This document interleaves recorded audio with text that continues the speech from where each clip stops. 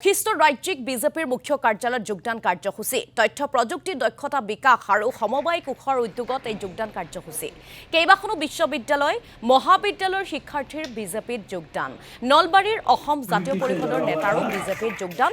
অসম সমবায় সংঘৰ কেইবাগৰাকীও বিষয়াই যোগদান কৰে বিজেপিত সাধাৰণ সম্পাদক পল্লৱলোচন দাসৰ মন্তব্য কালি নিশালৈকে সমগ্ৰ ৰাজ্যত ৩৮,১৭,০০০ সদস্য ভৰ্তি সম্পূৰ্ণ হৈছে বিজেপিত উজনি অসমত সদস্য ভৰ্তিৰ সংখ্যা আশাজনক বুলি মন্তব্য প্ৰকাশ কৰে পল্লৱলোচন দাসে যোৰহাটত সদস্য ভৰ্তিৰ সংখ্যা অলপ পিছপৰি আছিল কিন্তু বৰ্তমান ক্ষিপ্ৰতাৰে যোৰহাটত কাম চলিছে বুলি মন্তব্য ৰাজ্যিক বিজেপিৰ নেতাগৰাকীৰ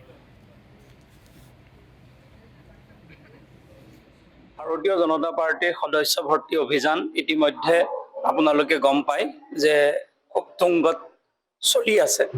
আৰু এই মুহূৰ্ততে আমাৰ বাবে আনন্দৰ বিষয় যে আমাৰ তিনিটা কোষ আপোনালোকে আমাৰ সমবায় কোষ যিটো আছে